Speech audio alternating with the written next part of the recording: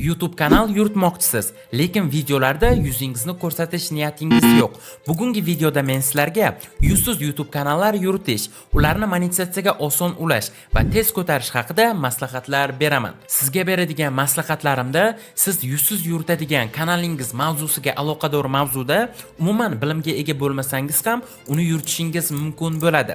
Siz shunchaki boshlang'ich darajada YouTube'ga tushunishingiz va salgina montajdan xabardor bo'lishingiz zarur bo'ladi.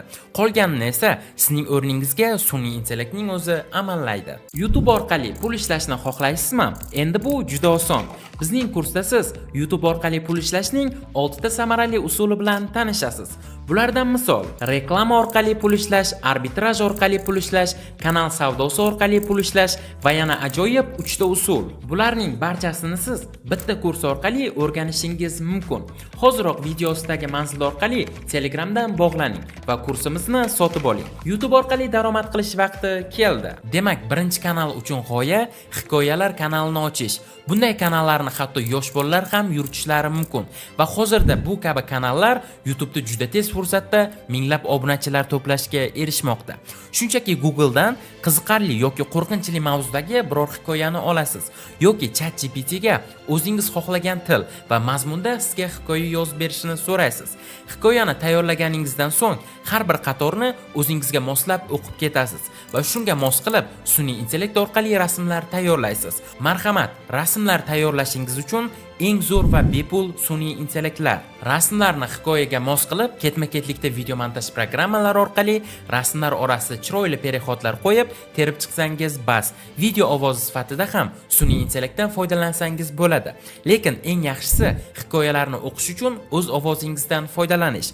Chunki inson ovozi sun'iy intellektnikidan ko'ra hissiyotlarga boyroq bo'ladi va bu aynan hikoya aytib berayotganda shaxs uchun juda kerakli narsa. Ikkinchi kanal uchun g'oya bu yangiliklar kanali.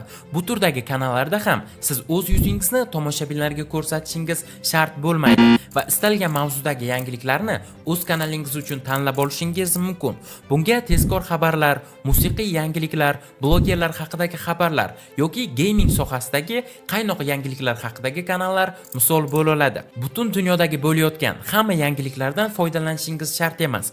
Shunchaki o'zingizga qiziq bo'lgan biror sohani tanlang va o'sha haqida videolar qilib YouTube'ga joylab boring. Eng qizig'i, bunday videolarni tayyorlash uchun sizga kuchli montaj qilishni bilishingiz kerak bo'lmaydi. Shunchaki biror o'yinni o'ynab turib ham yangiliklarni o'qib berib videolar qilishingiz mumkin. Eng kerakli narsalar esa videodagi ovoz sifati va voqealar ketma-ketligining qiziqarli bo'lishidir. Shu bilan birga videoyingizdagi yangilik hammadan birinchi bo'lib YouTube'ga yuklanishi kerak. Chunki u yangilikni sizdan oldin boshqa katta kanal chiqarsa, sizning videongiz rekomendatsiyaga chiqmasligi mumkin. Uchinchi kanal uchun g'oya bu mashhurlarning ma'noli so'zlari kanali. Bunday kanallar hozirgi davrda YouTube'da juda ommabop kanallardan hisoblanadi. Xuddi boshqalari kabi bu kanalda ham yuzingiz bilan chiqishingiz shart emas.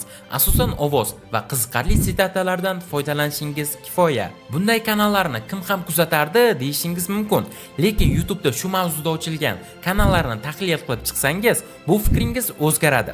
Bu kabi kanallarning muvaffaqiyat siri shundaki, siz asosan videongiz prevyusiga biror mashhur insonning yuzi figurasini yoki uning rasmini qo'yasiz.